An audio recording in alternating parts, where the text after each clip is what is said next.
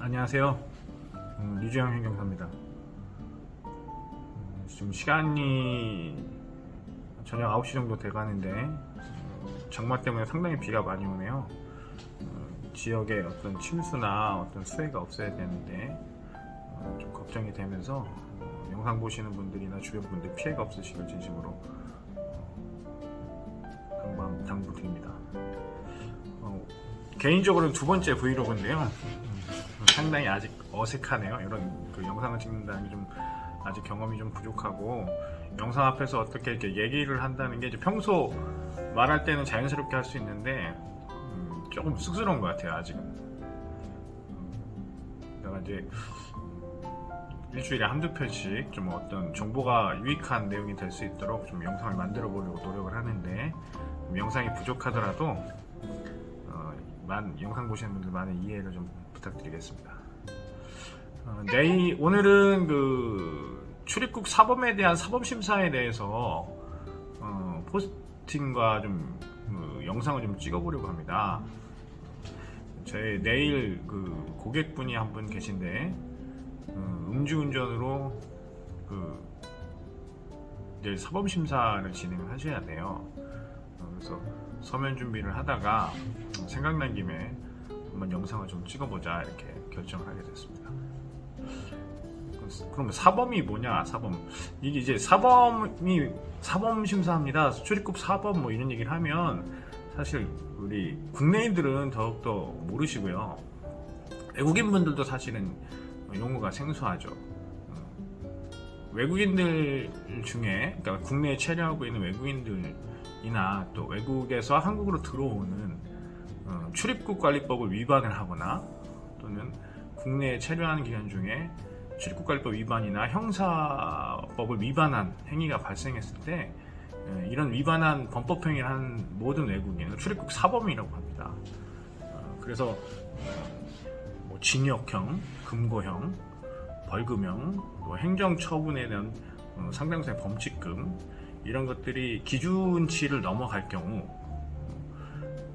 반드시 사범심사를 통해서 체류 자격을 부여받든지 연장의 허가를 법무부를 통해서 허가를 받은 후에 한국에서의 거주가 가능합니다.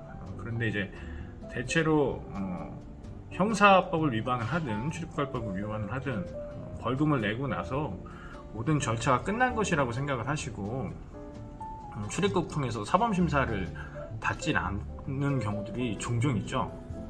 근데 대부분 보면 출입국관리법 범칙금을 납부하든 또는 형사 통해서 벌금을 납부하든 간에 그 형에 대한 약식명령과 약식재판 결과는 반드시 법무부의 출입국관리소에 넘어갑니다. 외국인관리소에 넘어가고, 체류 자격 연장 또는 체류 자격 변경을 위해서 비자 신청을 했을 경우에 갑작스럽게 이제 사범심사를 받는 경우들을 종종 봤어요.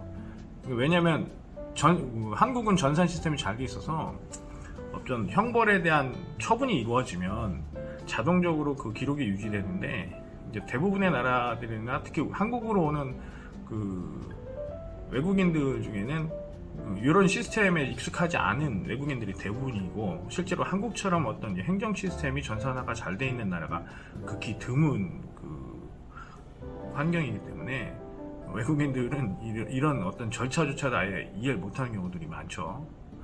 그래서 체류 자격 연장을 하러 갔다가 또는 자격 변경을 위해서 갔다가 이 결과를 얻지도 못하고 오히려 제대로 심사 준비도 안 된 상태에서 갔다가 체류가 불어되는 또는 강제 퇴거 또는 출국 권고 등이 이루어지는 상황들을 자주 목격을 해왔습니다. 때문에 이 출입국 사범에 대한 사범 심사는 사실 간단히 접근해서는 안 되고 미리 전문가를 통해서 상의를 좀 받아야 되고, 이게 사범 심사를 통해서 실제로 체류 자격이 되겠는가, 체류가 불가하겠는가까지 판단을 해서 필요하다면 정상적으로 출국을 했다 다시 들어오든지, 아니면 구제받을 수 있는 사유 등을 상담을 통해서 구제를 받아서 정상적인 체류가 될 수 있도록 하는 것이 사실은 이 사법 심사의 핵심이라고 할 수가 있습니다. 근데 이제 대부분 외국인들도 모르지만 이 행정사분들이나 변호사분들도 이 사법 심사를 모르는 경우들이 많아요. 특히 이제 그나마 이제 중국 계열이나 우리 동포들은 그래도 이 사법 심사에 대해서 좀 이해를 좀 하는 경향이 있는데, 이 중국 쪽을 제외한 나머지 외국인 분들은 거의 이 사법 심사에 대한 개념이 모호하고 거의 모른다고 봅니다. 그러니까 이제 뭐 출국관리법 위반해서 범칙금 내거나 벌금 내고 나면 끝난 줄 알죠. 그러고서 이제 특히 대학생들 체류 자격의 활동을 하고 나서 범칙금 처분을 받았는데 300만 원이 넘어가 200만 원이 넘어가면 이제 자격 변경이 안 되거든요. 근데 그런 걸 모르는 거죠. 모르고서 일단 범칙금 내고 나서 나중에 이의 신청이나 어떤 조치도 못 하고, 또는 그 사법심사 가서 이런 사항들을 사전에 좀 행정사하고 논의를 해서 범칙금을 좀 낮춘다든지 아니면 그거에 대한 소명을 좀 하는 과정들이 있어야 되는데, 이런 거 없이 이제 그냥 뭐 주먹구구식으로 대처를 했다가 낭패를 보는 경우들이 많습니다. 여러 가지 사유가 있어요. 뭐 불법 취업, 불법 고용, 취업 알선, 여권 위조, 그다음에 유명 여권 사용, 그다음에 뭐 기소유예, 집행유예, 뭐 음주운전, 영업정지, 사유들은 뭐 너무 많은데 그거를 유형별로 또 해본 행정사분들도 많지 않죠. 그래서 그런 부분에 대해서 어떻게 대처할 것이냐, 이런 부분도 사실 경험이 상당히 좀 필요한 부분이고요. 또 반대로 그냥 심사만 가서 될 게 아니고 이걸 어떻게 인도적인 사유로 이 사람을 구제할 것인가, 이 부분에 대해서는 또 우리 그 출입국법에는 명시가 정확히 되어 있지는 않아요. 그렇지만 이제 사례와 경험 등을 통해서 이제 어느 정도 선에서는 구제가 가능하고, 벌금형도 어느 선에서는, 또 사유가 보면 이제 개개인마다 다르죠. 그 구제될 수 있는 사유가 있고, 뭐 생계를 유지를 한다든지, 또 아프다든지, 가족 등의 어떤 문제가 생긴다든가, 또 가족 관계 중에서 도움이 필요한 경우, 또 경제적인 문제, 채무 관계, 또 어떤 고용의 관계에서의 어떤 불공정, 또는 민형사 간의 소송 등의 어떤 인도적 사유를 제시할 수 있으면 아무래도 조금 더 구제를 받을 수 있는 확률이 높아진다고 할 수 있겠습니다. 오늘 준비하고 있는 사법심사도 지금 음주운전을 하셨어요. 예, 뭐 사기를 지인으로부터 당하셔갖고 속상한 나머지 이제 음주를 하셨다가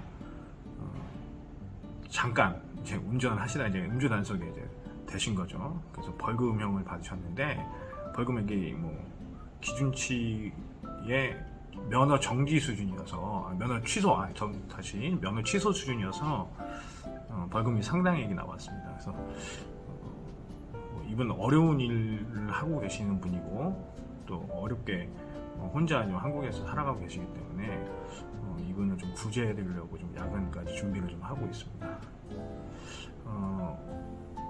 오늘 영상에 간단하게 사법심사에 대해서 제가 경험한 요소와 생각들을 좀 정리해서 좀 말씀을 드렸고요. 뭐 자세한 결과는 또 내일 영상을 찍어서 설명을 또 드리도록 하겠습니다. 사법심사를 간과하셨다가 임박해서 어떤 일 처리를 하면 당사자도 그렇고 출입국 관리 직원도 그렇고 또 저도 그렇고 업무를 수행하는 분들이 사실 어려움이 많아요. 근데 여기서는 임박해서 하거나 출국에서 호출이 돼서 심사를 진행하는 것보다는 자진 심사가 유리하다는 것을 사전에 좀 말씀을 드리고요. 우리가 이제 자수하는 것이 형법을 위반했을 때도 경찰에 자진 출두하거나 자수하는 것이 아무래도 구제나 어떤 개인의 어떤 선처를 해줄 수 있는 사유에 해당이 되기 때문에 사법심사도 이제 그런 부분들을 좀 고려해서 자진심사하는 것을 좀 권유를 드리고요. 그리고 그 불법 업체들, 여행사는 자격이 없죠. 근데 이 여행사의 어떤 그 안내를 한다면서 가서 실제로 자격도 없는 분들이, 경험도 없는 분들이 가서 돈만 뜯어내고 불어내는 경우, 또 마치 뭐 커넥션이 있는 것처럼 자기들이 해주겠다면서 과한 금액을 해서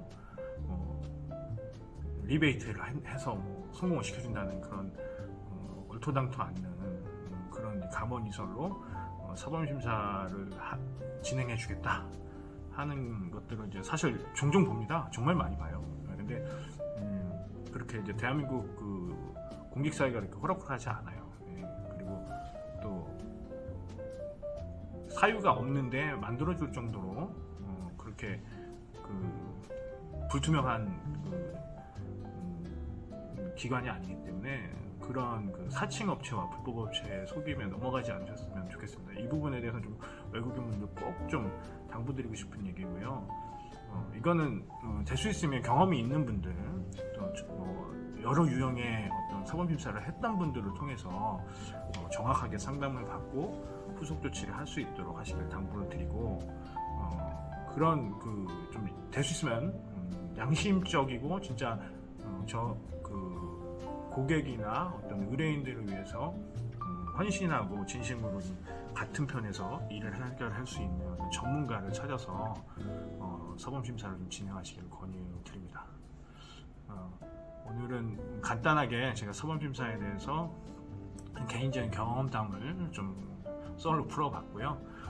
남은 시간 좀 저도 서면 준비를 좀 마무리하고 내일은 이제 송탄 출장소로 갑니다. 평택에 송탄에 가서 좋은 결과를 좀 받아서 올 수 있도록 노력하겠습니다. 비가 많이 오는데 집 주변이나 집 단속 잘 하시고요. 비 피해 없으시길 좀 진심으로 좀 기대하겠습니다. 편한 밤 되세요. 감사합니다.